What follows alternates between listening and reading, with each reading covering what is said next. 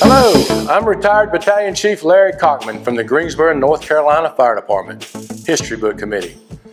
We're here today at the Greensboro Historical Museum. I'm standing in front of the General Green, the first steam pumper, or as they called it back then, a steamer. Today, December 9th, 2019, we are starting a new tradition of recording and preserving the heritage and culture of our retirees.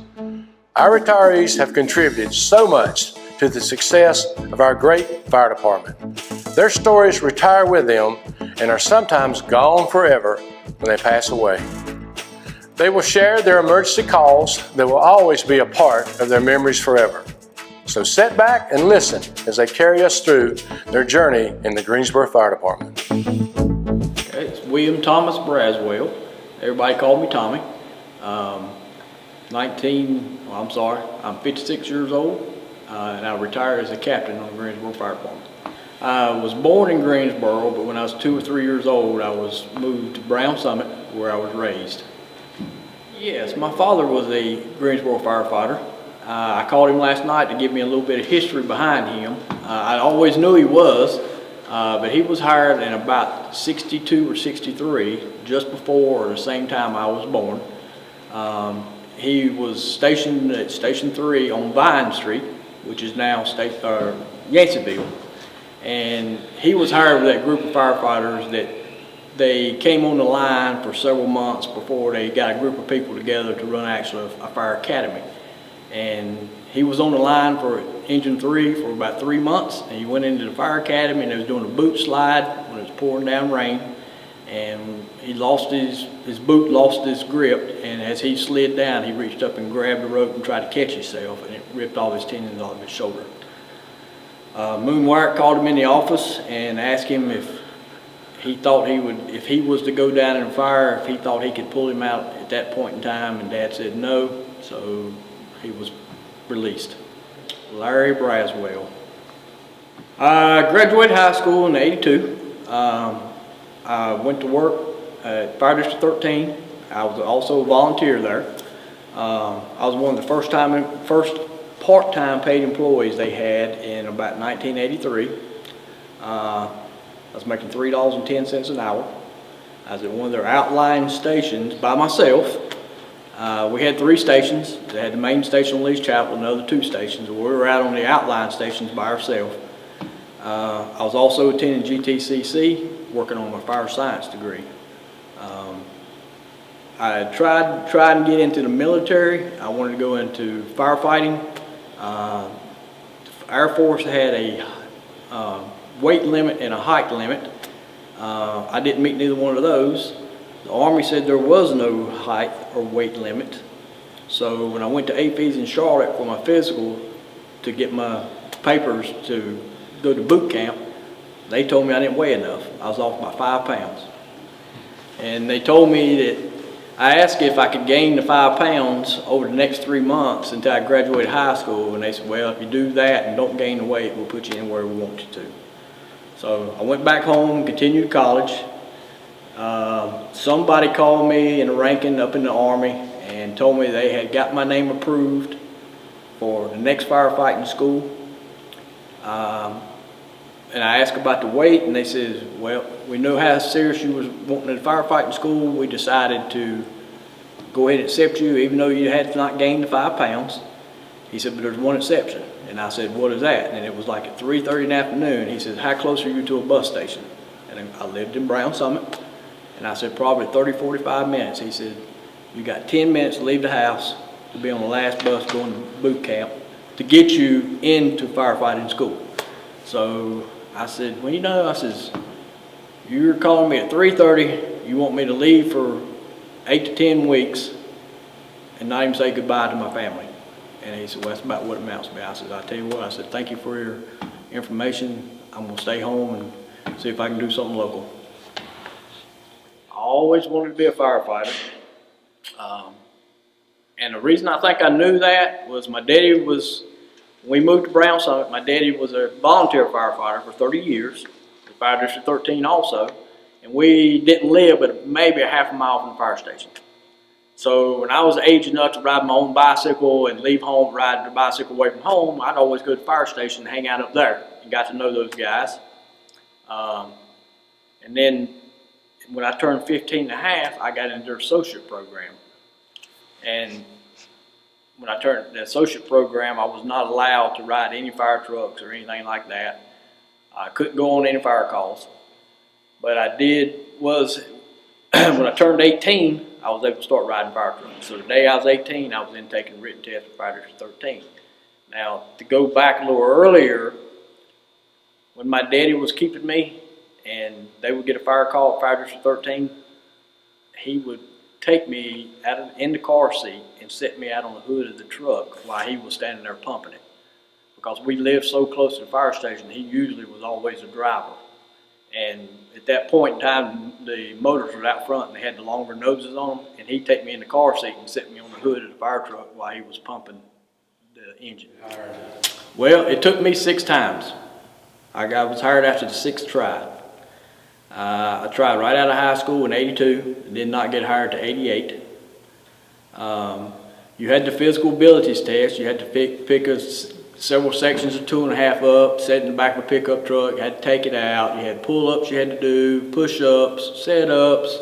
Had to drag some hose. You had to set in the window with the pond pier ladder and raise it and stick it in the next window above you, and then you had to pick it up and bring it back down.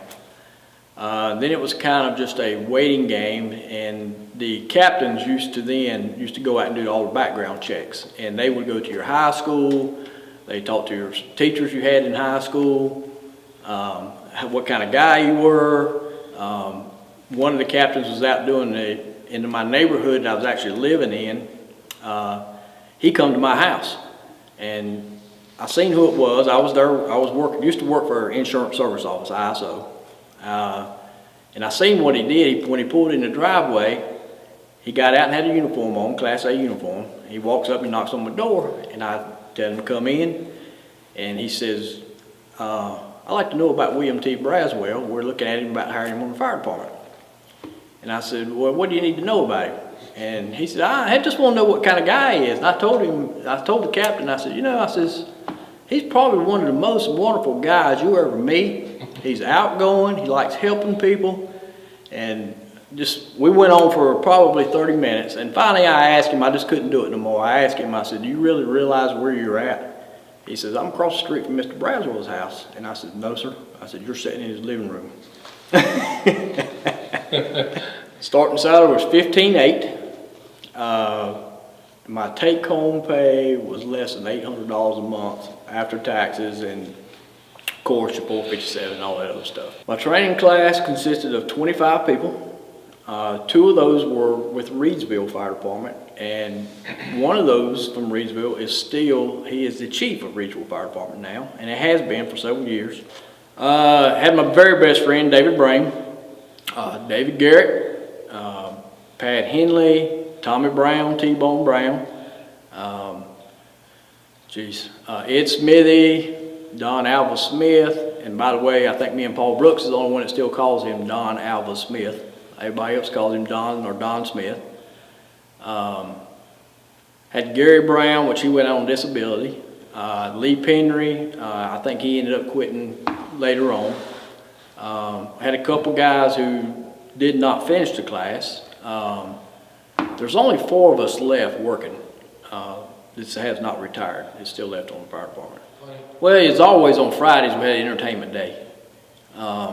And it was always something going on off the grid. There was they would have a fashion show, female fashion show, shooting bow and arrows.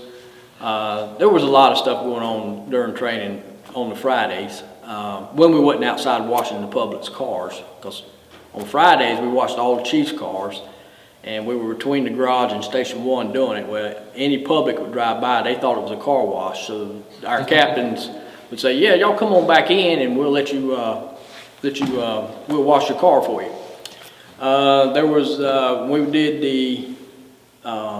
when we jumped into the life net, where they told us how to use the life net, and this was one of the things there was 3 or 4 things we had to do to continue through training. If not, we was sent home. One of them was jumping into the life net from the first floor window and then story and a half fire escape. So they told us how to use it, how to hold the life net and twist your arms when the weight hits and all that stuff. Well, we're all standing there and we're kind of looking at each other. All of a sudden, this 5-gallon foam bucket comes out of the third floor window, and everybody continues to stay like this. We don't do like we break our wrists like we're supposed to. Well, Chief Cox was our battalion chief in training. He threw that 5-gallon bucket of foam and see what we was going to do. So as soon as we dumped the foam out of the life net and we got back set, he comes out of the window, and that was pretty funny. And we had several guys. It was jokesters. One we called Rambo, because when we first showed up for training for about the first 3 or 4 weeks, we wore our private civilian clothes, blue jeans and old t-shirts, and he shows up in fatigue army pants. So he picks up the name Rambo. I was glad as a firefighter because when I went for my interview, first sit-down interview I got was with Captain Spears and Brad Cox. And as soon as I walked in, they just asked a few little information. He asked me if I had any traffic tickets. I said, no, sir, I had not had a traffic ticket. And he looked at me and said, how about this prayer for judgment? And I says, well, prayer for judgment, my understanding was that I got the prayer for judgment recorded on a speeding ticket. If I got a ticket within the next 5 years, it would be completely erased. Well, he said, we got it, is what he told me. And then he asked me, he says, why do you want to be a firefighter? And I looked at him, I said, Chief, I says, this is my 6th time I have applied. This is the first time I got to an interview. I says, I think that should be a good enough answer for you. My first station assignment was Station 6, Engine 6, on Westover Terrace at Wendover, where old New 5 is now. It was Engine 6. My captain was Captain Page. Like a lot of the man, he had been on like 28, 29 years when I came on. He worked about 2 years past me, and at my retirement luncheon, he was there, and he had been retired as long as I had worked. So I thought that was pretty neat. I did pick up a nickname of Yo Sam, short for Yosemite Sam, and how that come about was I used to wear a mustache really long past my lips, which I was illegal most of the time. And on my bachelor party, Chief Carmen was my battalion chief, and he was coming to my bachelor party. We were meeting at my house and then going out and having a good time on the town. Chief Carmen called me, his car had broke down up on Summit Avenue and Cone Boulevard. So I said, all right, Chief, where you at? I'll be there and get you in a minute. So I go get Chief Carmen. He gets in my truck. We drive and when he's sitting there, he has his hood up. I pull up behind him, see if there's anything we can do about getting his car running.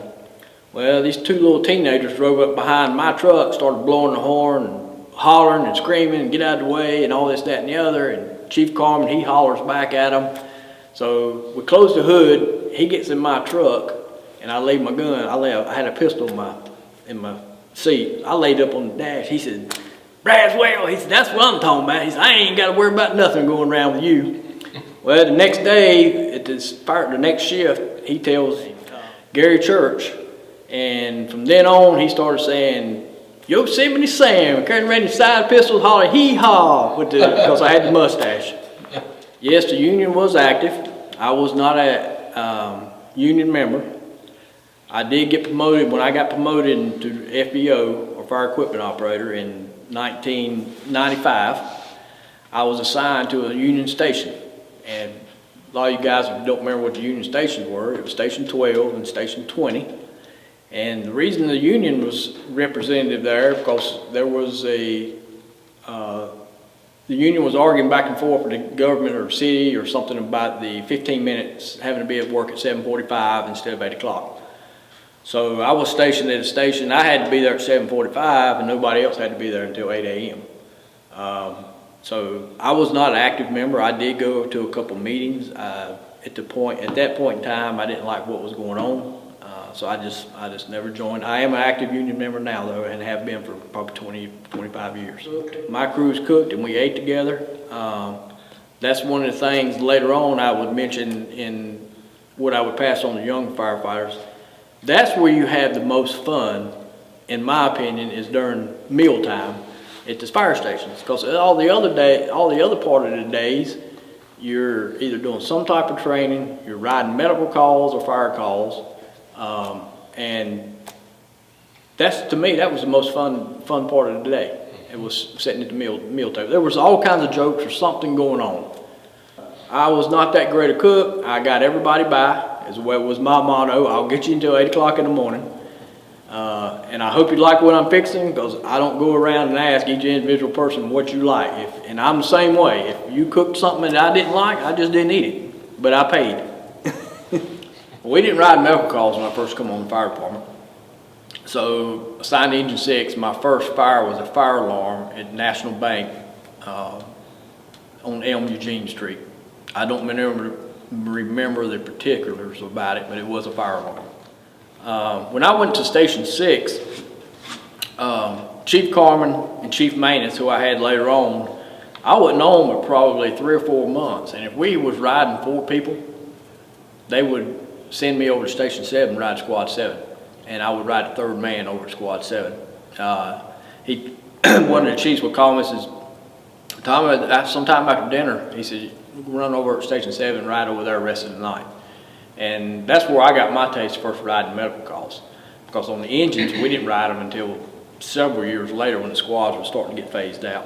When I was at Fire District 13, I had several house fires, and I said earlier when I was by myself that I would have to lay a line into the property myself. I'd get off the truck, lay a feeder line in. I'd drive across through the woods, houses way back in the woods that were actually burning. I'd pull the hose lines off. I'd get them stretched. I'd go back and charge the hose lines. Then I would put my turnout gear on, and then I would go pick up one of the hose lines, and I'd start fighting fire until other people got there.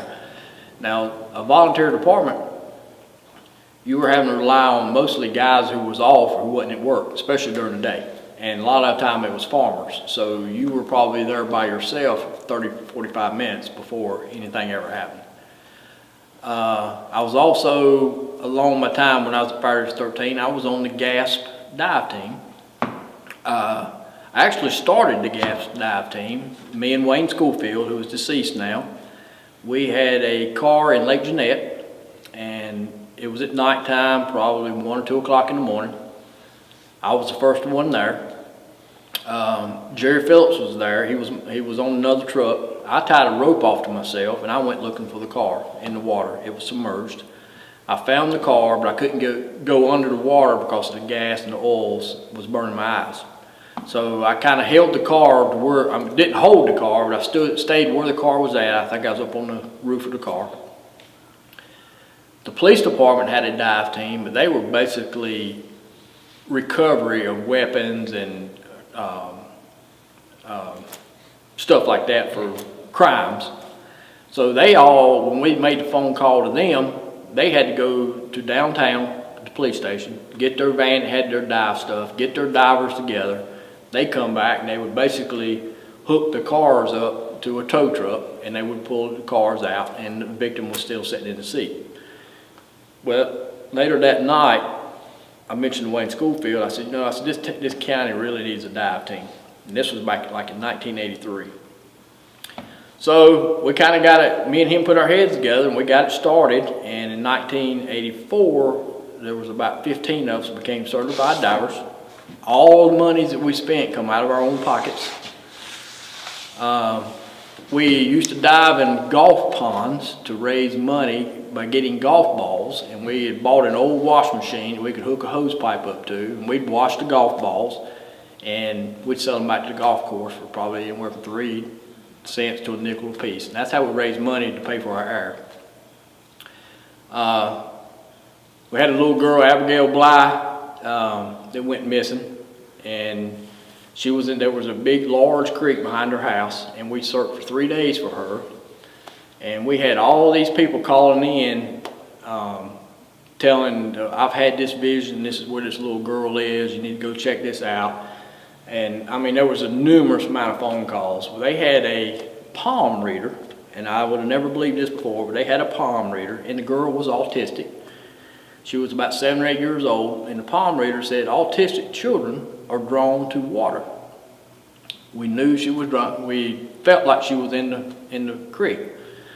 Well, they went into a room and started searching, and she had made a drawing a few days before of the creek running behind her property, and it was way back in the woods. And she had drawn a bridge across this creek. So we decided we'd go search this bridge. What it was a big, large log jam.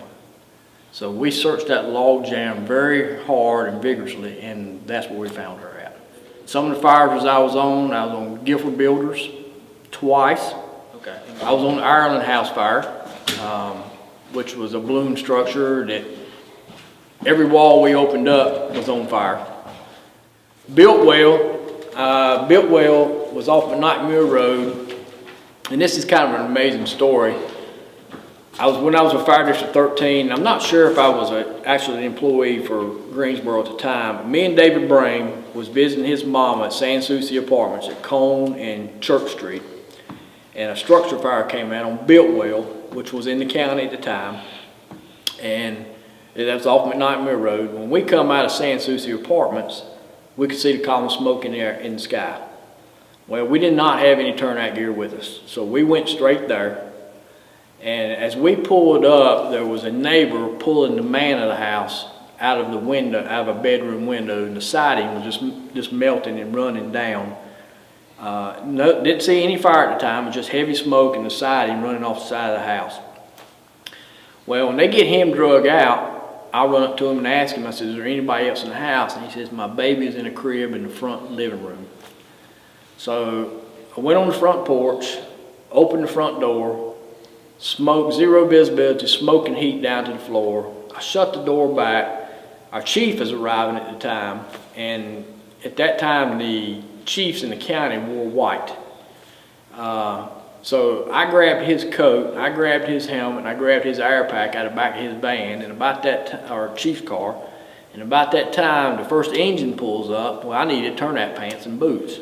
So the driver had his on, and I stripped him down, or he stripped himself down and gave me his boots. Well, I went into the house with a charged hose line, couldn't find anything. I finally found the baby crib. I pulled it out. There was nothing in it. So nothing in it. We go ahead and put out the fire. Later we find out that the gentleman had worked third shift at Cole Mills. He came in and went to bed. His wife takes the baby and they go shopping or go out to eat or do something. So the baby was not even there. But really the moral of this story, really how you believe, what your beliefs are. There was a console TV in the front living room, the room that I had searched for this baby. And it had burnt completely up. And it had a family Bible that was sitting on the very top of the TV. The TV was completely disintegrated. All the pages on this Bible was burnt all the way around the edges. The cover and the back was burnt, all except where it said Holy Bible. And all the pages, you could flip through the pages, and the burn pattern didn't even touch all the words. It was hard. I've got chills talking about it right now. But that was just an amazing, experience there. And then we get back to the dive team. After we started the dive team, I was on Greensboro Fire Department for 2 weeks. We were hired April 1st. About April 15th, the dive team got a call of a van in Lake Townsend at the marina. Well, I didn't live too far from the fire station, but instead of me going to the fire station, I threw all my dive gear in the back of the car, or back of my truck, and I took off down to the marina. When I get there, there's this van in the water, and one of our dive team members was right around the corner, Tim Carter, which he's deceased now too. He's coming out of the water with the man of the van. And later on, we find out that the man driving the van apparently had a massive heart attack while he was backing the boat in. Well, when he was backing the boat in, the van went on off into the water, and it was completely submerged. Well, when I get there, Tim Carter tells me there's a lady still in the van. So this was in April. Water was cold. We measured it was 54 degrees. Well, I donned my breathing apparatus, my dive gear, went in blue jeans and a long sleeve flannel shirt. And it was extremely cold. Actually, when I got out, it took me 20 minutes before I could put words back together. I went inside the van. I had to go. I couldn't get the sliding door open because originally they said that the door was open when it went in the water, and I guess the pressure of the water closed it. So I went in the driver's door because it was open. I swam in the back and found the lady floating. Well, I pulled her back through the driver's door, pulled her to the dock where EMS was waiting, and I hollered at EMS. I says, do aggressive warming and CPR, aggressive CPR. And this was just when we started hearing about cold water drownings.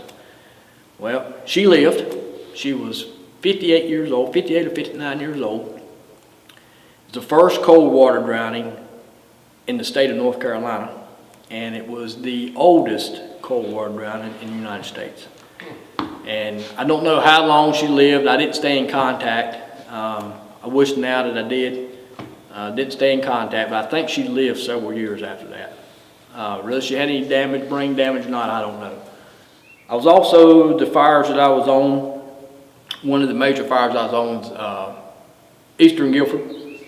I was a driver on engine 56, and we were the first Greensboro company to arrive at Eastern Guilford. We were supposed to have been on the first alarm, because normally on fire alarms we would have went to assist McLeansville Fire Department. We don't know why they didn't dispatch us. When the radio call come out, we were all sitting on the truck, just thought we were going. When they never said engine 56, of course we stood down and we listened to the radio on their TAC channel. And he finally called for a second alarm, Chief 7 did, and we got there. And going down the road, Captain Ray was my captain, which is Chief Ray now. On the way down our window, we could see the large column of smoke. And I told Captain Ray at the time, I says, if we leave this call and nobody dies or gets hurt, we've had a very lucky day. So when we get there, they assign us to the room of origin. So we took an inch and a half, because that's what they had, was inch and a half.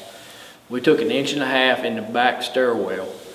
And as we was going up the steps are surrounded with I can't remember what class fire rated walls, but they're block walls. And as we got up to the second floor, the blocks had separated in their mortar joint so far you could stick a gloved hand in between the blocks. Well, that's telling me right there that the steel, structural steel, how much it has already elongated to separate those blocks. So when we get up on the second floor, we was probably 50 feet from supposedly the room of origin. The ceiling tiles had already fallen, and I looked down the hallway, and the metal roof deck was glowing red. It had already got into the roof, and you could probably take an egg and pitch it up on the ceiling, and it was stuck and it would have fried. So we made our way into the room of origin. Now, granted, we know that the fire's already got into the ceiling and it's already walking away. So we start trying to fight fire in this room, knock this room down, and it's just amazing if you think of a school today, how do you burn something like this? We were making pretty good headway, and then all of a sudden our hose would go limp and fall over and just dangle. And later we found out is whenever they charged a ladder truck outside, it being in the county and only having yard hydrants, that's where we was losing all our pressure. So we come out, we make several different other attempts to try to get back inside. We kept losing pressure. They finally decided they was going to move us around to the front and go back into interior division, or Division 2, and try to make one last stand. So we humped I took about 100 foot of 4-inch hose on my shoulder, and I was laying it out as we was going up the steps. You're talking about zero visibility, and the plan was to wire this off into 2 2.5s and go down each hallway in the front from the foyer, and this was on the second floor. There was water probably almost knee level. It was so hot you could feel it through your boots. The floor that was in there, everybody knows what the floor of high school was made out of. I can't remember what the name of it is, but I think it was because it was so much wax and you had water. The water was hot, it was making it slick, so you had to kind of shimmy along to move through the floor or across the floor.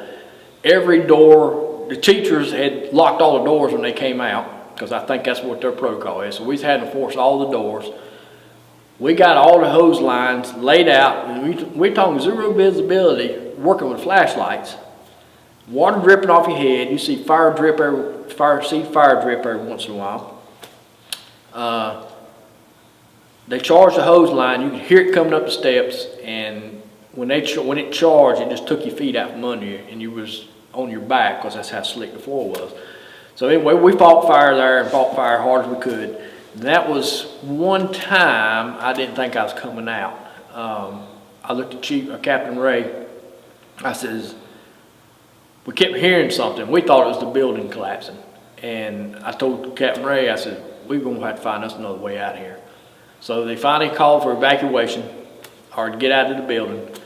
So we got out of the building, we came back out the way we went, and later we found out that what we were hearing was the ladder trucks sweeping across the top of the roof is what was making the sound that we thought was collapsing. So we come out and they sent us to rehab. Well, Captain Brame was on ladder 43. Me and David Brame go back to the 8th grade. We hunted together, we fished together, we double dated together, we did everything. Went through training together.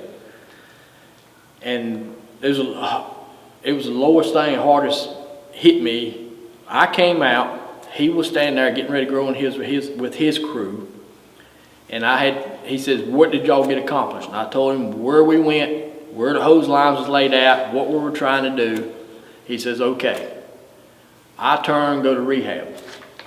Well, I changed my air bottle out. Everybody else takes their coat and stuff off. And whenever I was in rehab, I never dressed completely down because you didn't know what was going to happen in the next minute or two, just in case you needed to respond quickly. I was standing there, had my air pack on, had my coat unbuttoned. I already changed my air bottle. And all of a sudden, I heard this loud noise. We turned around and the front of the building comes down. And we had just come out probably a minute or two prior. Some of the bricks falls on the ladder truck is out there pumping. So when I go back, they said 43 was still inside. So me and two other firefighters, I grabbed another hand line off the truck that was sitting in front, pulled it and stretched, and I got to the front door going after Brame and his crew, and something told me I need to make sure he's in there first. There was company officers or chiefs walking around. And I said, where's ladder 43? We don't know. I said, well, you was assigned to where they replaced us up on the second floor. And so they just kept saying, I don't know. I said, call him and find out where he was at. Well, they called 3 different times and never get an answer back. So I said, well, me and my crew, we're headed in. They were going in when we were coming out, and it hadn't been 5 minutes ago. So finally, somebody hears ladder 43 on the radio, and they had told him not to go inside and moved him back to the rear division, Division 4. So that was pretty bad. That was really probably the only fire that I thought I was not going to come out of. 9/11 affected me very hard. My wife was a police officer at the time. Every waking minute that we were at home, we were in front of the TV, watching what was going on. Because we knew, I don't think either one of us really said it to each other, but we knew if that would have been in Greensboro, that could have been both of us snuffed out at the same time. Because I knew she would have been there with the role she was doing in the police department. I mean, I don't know. We were just there every waking minute and was constantly watching it. I was out, if that happened the morning I got off duty. I was out mowing some yards on my days off. I kept noticing people congregating in the parking lots of my commercial properties I was mowing, and they were talking. So I'd walk up and I'd ask, I said, what's going on? And they said, a plane just hit the trade center. Well, I said, okay, well, I'm gonna keep on mowing. I just thought it was a routine thing because, you know, it's been bombed before. It was actually bombed 6 weeks after I was there in '93. So I went on my next property and was mowing. Well, I got in a different parking lot, and people were still standing around their cars. So I pull up and say, what is going on? Why is everybody congregating around everybody's vehicles? They had the radios on. They said, well, just had the second plane hit the second tower, and there's a plane going into the Pentagon, and the president has approved the shooting down of American Air or any airlines in the air that wasn't going to land. And I just kind of, I said, whoa. So I called Sean, and I said, you know what's going on? She was at work. I said, you know what's going on? She said, yeah, we're sitting here watching.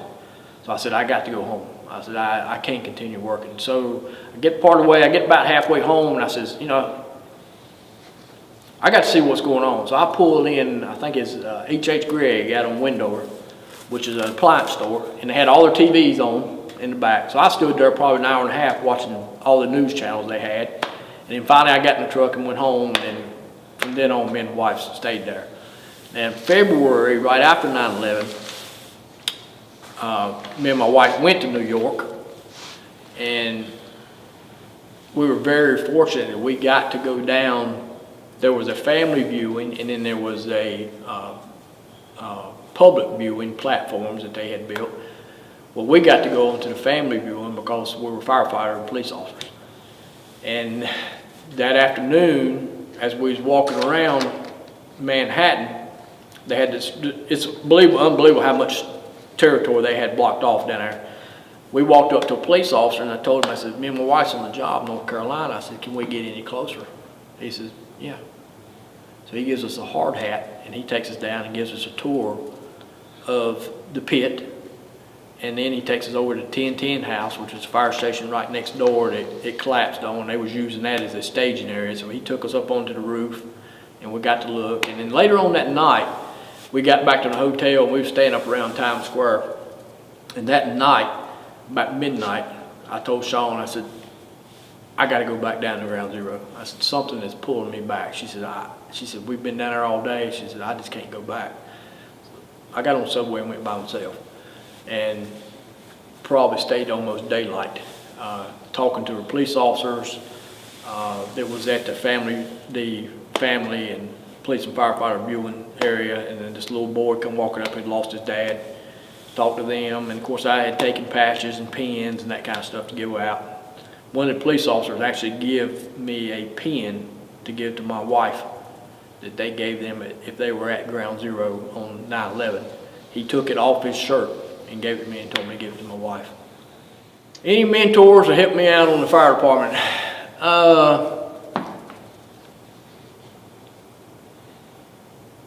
I guess there was Captain Page. He's always going to be one of your, because he was your first captain.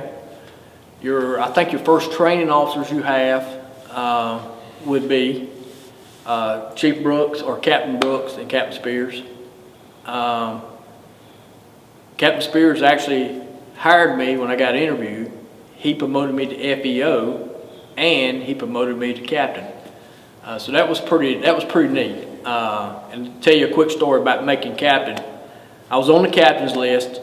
Didn't make the list that I was on was getting ready to run out, so I had to retake the captain's test again. So I retook the captain's test, went back to another oral interview. So in September or October, I guess it was October, Chief Spears calls me on my cell phone. He says, hey buddy, what's going on? I said, down at the Outer Banks, brought my dad down here to take him fishing. He said, how long are you going to be down there? I said, well, we're going to be here about a week. I think we're supposed to come back in Saturday. He says, okay, just calling, checking on you, see how everything was going. So I hung up the phone, and me and Chief Spears had rode motorcycles, and we was in the Red Nights together and all that. And I got to thinking, I said, this is a weird phone call. So my shift was actually on duty that day, and I was off. So I called, talked to Captain Ray, and I said, Captain Ray, I said, anything going on at the fire department I need to know about? Mind you, I ain't even thought about being on the captain's list. I ain't even think about it. Never crossed my mind. He said, nah, Brass. He said, nothing I know going on right now. I said, all right, I just got this weird phone call, and I told him what happened. He said, well, I don't know what it is. So I hang up the phone. About 15 minutes, 20 minutes later, Chief Ray called me back. No, Chief Spears called me back. About 15 minutes later, he said, it's Chief Spears. I'm just giving you a call. He said, I got Chief Shoemate on the phone, or on the speakerphone with me. He said, so want to make sure you know he's here before we start talking. He said, just want to let you know you promoted to captains of December 15th. And I said, and of course we carried on and laughed a little bit. And I said, you know, I said, this is pretty cool. I said, I didn't get called, didn't get promoted. I got called on the telephone. So we talked for a few minutes, and we hang up. They didn't know where I was going. It was kidded that I was going over into the Fire Prevention Bureau. And I said, oh no, I can't do that. I can't do this 8 to 5 stuff. So we laughed and carried on. So hung up the phone, and I just got the phone hung up. Captain Ray calls me. He says, Captain Ray, he says, this is Captain Ray. He says, Battalion Chief just called, says they need you up in at admin in 30 minutes in Class A uniform to promote you. I said, well, Captain Ray, I said, that ain't gonna happen. I said, I'm 6 hours away from home. I said, that ain't gonna happen today. And he said, well, I'm just telling you what they said. I said, well, I just talked to Chief Spears, and I said, they told me I promoted as of December 15th, Captain. So, the most heartbreaking, I've had several. There's a lot of heartbreaking moments in the fire service, especially as many medical calls we was riding. I was a driver on Engine 7. I had 2 infant SIDS, CPRs, 2 shifts in a row in the same apartment complex. We were doing CPR in the back of the ambulance unit. Paramedics calls for orders, the doctors was DCing it, and mamas was sitting in the front seat and looking back at us, and paramedic looked at me, he said, we got to DC this. I said, we just can't do that. I said, we need to run this into the hospital. We can't do it sitting here in the parking lot. We need to blow this into the hospital. You don't have to run 39 aggressive. That's just, I don't know really what you want to call. We need to show mama that we're doing all we can do and just not calling it off this quick. Some of the proudest moments was when I went on the squad, I think. Went on the squad, rode Squad 5. I was in 1991 during the first Gulf War. I was assigned to the animal house for a short period of time on Ladder 11 because we lost some reservists going over to fight in the Gulf. And then I was assigned to Engine 15 as a second driver. Now I hadn't been on since '88, and then this is '91. And I'm already getting moved around to be second drivers, and then I got moved to the Engine 8 as a second driver for a period of time. Actually, then when I come back to 5, I went on Squad 5. And after about 2.5 years of Squad 5, I got promoted to driver, or made a driver's list. That was probably my highest thing I would like was my driver's list. We were competing 100 people taking the test for 20 positions, and you had to score a 100.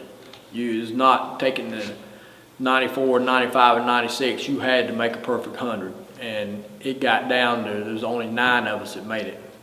Oh yeah, my whole career I'd do it all over again. Yeah. Oh yeah, roles of firefighters going on medical calls now. You almost have to be a doctor to work it now. We were given EpiPens where we didn't used to, with EMT defibrillators. I think they're giving EpiPens now by shot instead of the nose shot. You have to draw up different medications now. You almost have to be a paramedic to be on the fire truck. Well, family did, because they always told me that there was nothing out there that I couldn't do. I could always do whatever I wanted to do. I just had to put my head to it. My grandfather, Braswell, he was probably my biggest person I looked up to. He only had a 6th grade education, but he worked every day. He was a strong man. He was a very family man. we did a lot together. He raised me when my parents went back to work after I was born. My health's actually improved. I got away from the firehouse cooking. I've lost about 50 pounds. I feel better. You would be amazed on how much stress. You don't really realize how much stress you're under until you retire, and it just kind of rolls off your back. I have though had stage 1 melanoma since I've left, which is a skin cancer, and the doctor wouldn't come out and tell me that it was job related, but I know it was because it was right in the waistline where the bunker pants and turnout gears and all that. That's one of the places that's highly susceptible. This is the advice I'd give to a young firefighter. Save your sick time. Put as much money as your 457 as you can, or your 401k. Listen to the older firefighters. You may not think it now from what you're hearing when you're younger, but you will look back on it after you retire or after you get to their point in your career, because it's going to get here fast, that you know that guy was right. Train hard, but enjoy it. Enjoy your training, and always get away from, do the basic training, but do some off-the-wall crazy training, because the number of calls you're riding now, you're going to see the crazy stuff. So that's what you need to train for. Now, I'll give you a little example. When I was on Engine 4, Captain on Engine 4, and I didn't get to go to my 19th year through my 25th year, which, now that I look back on it, I've been trying to go my whole career, but it beat me down. It wore me out. We was riding 3,500, and I hear they're up to 4,000 calls a year now. On Sundays, very first thing we do on Sunday morning, as soon as we got our gear on the truck, we'd go to 200 Spring Garden Street. We'd put our full turnout gear on, high-rise packs, air packs, and we'd walk 16 floors and back down. We were done for Sunday. And that was just to let them guys know, I didn't make you do it because I couldn't make you do it, but when we go to that fire and it's on the 16th floor or if it's on the 12th floor, you'll know how it's going to feel when you get there. And actually it did pay off, because we did have a fire when I was there on the 16th floor. Fortunately, it was on the top floor. And anything above the 6th floor is up to the company officer whether he wanted to use the elevator or not. So we elevated to about the 10th floor, we got off, we walked the last 6. And that, I think, the guys really seen that, hey, that captain, he ain't crazy. This is what we do. What I'd like for the fire department to remember about me, he made a decision and he stuck to it. He would worry about the consequences later. What I would like my family to remember me about, well, that I was a hard worker. I showed up at work even when I was not expected to be at work. I was not a type to, if my stomach hurt, I had a headache, or it was snowing, I was at work. I was not one of them just called out sick to be calling out to have a day off. I never done that. In 30 years, I've never done that. My wife, I've been married to her for 29 years. She was a police officer, and believe it or not, it's pretty tough when you got a police and fire. Probably the two highest divorce rates in the United States. And we made it basically 25 years when I retired, or 26 years. That's a whole lot harder now because I'm home every day instead of being gone every second day. She liked that day. She liked that 24 hours by herself. I think the dedication to my friends. If I tell a friend I'm going to do something, I'm going to do it. You know, if it's going to take a lot for me not to. So I think that's probably what I want my family to remember. During training, there was one of the questions you asked during training about our lows. Probably the lowest point we had in training was our class was kind of diversified. We had some guys that was in their 20s. We had a couple guys that was probably approaching 40. We had 2 children that were straight out of high school. Both of them were 18 years old. At the time, you had to be 21 or 19 when you graduated. Well, one turned 19 like in June, the other one turned 19 like 4 days before we graduated on July 15th. We pulled together close, real quick, and I think what did that was the low point. And it was, Tim Parrish got hired in our class. He was probably late 20s, married, 2 children. We were studying for our first test, which everybody knows is probably at fire extinguishers, whether it still is now or not, I don't know. We was about 5 or 6 of us was at my house studying, and we did the study groups because that seemed to be what worked best for everybody. We was at my house studying. On Sunday afternoon, we was going to take the test Monday morning at like 8 or 8:30. Well, probably 9 because we did PT at 7:45 till about 9. So there was about 5 or 6 of us there studying. And when we broke up the study session, Tim Parrish had ridden up on what I call a crotch rocket or a ninja motorcycle, one of those fast motorcycles. He had ridden up on one of those and he parked it in the yard. Well, as he was leaving, he circled around in my yard, and I noticed he really wasn't that confident with the bike because he kept putting his foot down and when he was turning, and he really was not, I would say, not saying he never rode a bike, but it hadn't been a while since he rode one. So I walked over to him, I said, Tim, I says, and this is the type of guy, he was just a character. He kept the class laughing all the time, and I mean, it was something going on all the time with him. So when he goes out of the driveway, I told him, I says, don't go out here on this road. I said, this road will throw you or mess with you bad because it's Hillcroft Road. I rode many a calls when I was at Fire District 13 on this road because of the blind spots, the off cambers and all that. So anyway, he goes out of the driveway and he turns left and there's a long straightaway. Well, he gets on it pretty hard when he leaves. Well, we didn't hear the bike running no more, so I said, he's gone. Well, the next thing we know, here he comes back. And he comes back with a vengeance, and we hear him come down the hill, rocking through the gears. He gets in front of my house, and there was a slight curve, and there was a car coming in the opposite direction. He touches the rear brakes. Well, it gets out from under him. 2 doors above my driveway, 2 houses above me, he goes out across the yard. And we're all standing out in the yard, and we're hearing this, and seeing the smoke coming out from under the tires. The bike goes out through the yard, he ends up in the ditch, hits a brick wall that was built over the culvert pipe that goes under the driveway. He hits that thing head on with his head. I had a split rail fence in front of my house. I don't even remember that fence. We took off up there, and as we was running up the street, and it's probably 100 feet or so, we was running up the street, and he raised his hand.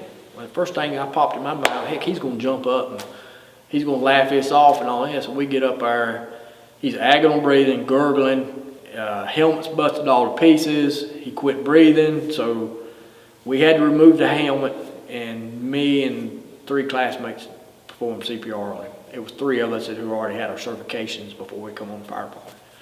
And we got to ride and when they got there, they knew who he was because we told them who he was. And you know, how EMS and police and fire, they know who their brothers and sisters are. So me and Ed Smitty rode in the ambulance into the hospital, working with the paramedics in the back. Got to the hospital and they pronounced him.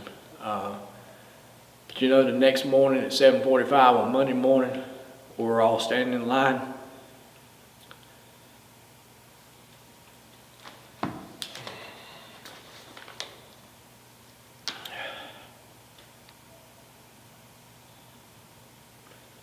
My training class meant so much to me. We were in line in PT at 7:45, just like we're supposed to be. Left his spot open the whole entire, from then on.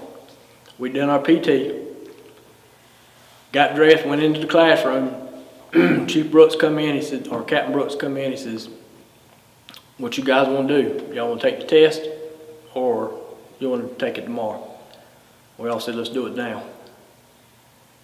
We took the test, got it out of the way. They kind of give us the rest of the day off. Of course, they sat down and talked to us. It's kind of a